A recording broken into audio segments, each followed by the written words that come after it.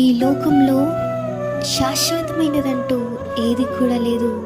ఈ దినమున ఈ లోకంలో ఉన్న వాటిని విన్నను, ఈ లోకంలో జరుగుతున్న వాటిని నేను ఈ లోకం మీదనైనను నువ్వు మనస్సు ఉంచి వాటిని బట్టి అతిశయిస్తున్నావా?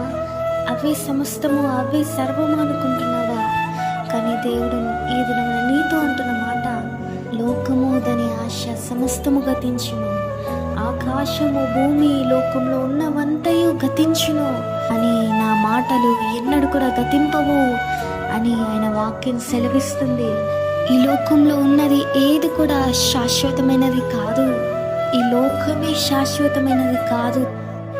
ఈ అంత్య దినములలో, ఈ కడవరి దినములలో శాశ్వతమైనది మన ఏకైక దేవుడు ఒక్కటే. ప్రియ సహోదరి, సహోదరుడా, ఇక నుండి ఆయనను ప్రేమిస్తూ ఆయనను బట్టి అతిశయిద్దామా?